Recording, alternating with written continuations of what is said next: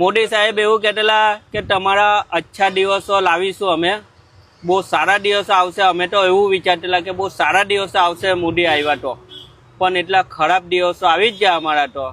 કટા અમારા રોડ પર ચાલવાના બી ફાફા પડી ગયેલા છે. એવું કામ થઈ ગયું કે પેટ્રોલ સીએનજી ને ડીઝલ એનો ભાવ વધી ગયો ને તેલના ડબ્બા. હવે તેલ બી અમારે તો લાખીને 1 ચમચી લાખીને જ અત્યારે જમવાનું બનાવવું પડે એવું કામ થઈ ગયું. પહેલાં 2 ચમચી લાગતેલા તેની જગ્યા પર 1 ચમચી પર આવી જવું પડ્યું.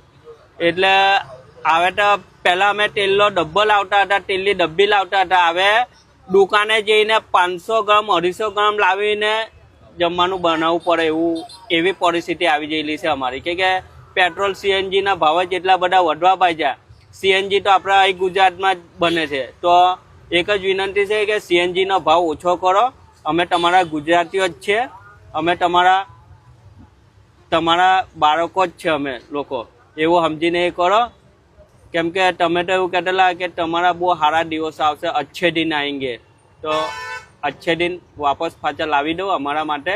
અત્યારે આ ખરાબ દિવસો ચાલતા છે અમારા, એટલે તમને એક વિનંતી છે મોદી સાહેબ કે સારા દિવસો અમારા જે લાવો પાછા પહેલાં જેવા. બાકી અત્યારે બહુ ખરાબ પરિસ્થિતિમાં છે અમે લોકો. ભાઈઓ તથા બહેનો, આજે આપણી સરકારે એવું કીધું કે બહુ અચ્છા દિન આएगा. હવે જો આપણા પેટ્રોલ સીએનજી અને ડીઝલનો ભાવ વધી ગયો, આજે તેલ બેલ બધાનો ભાવ વધી ગયો.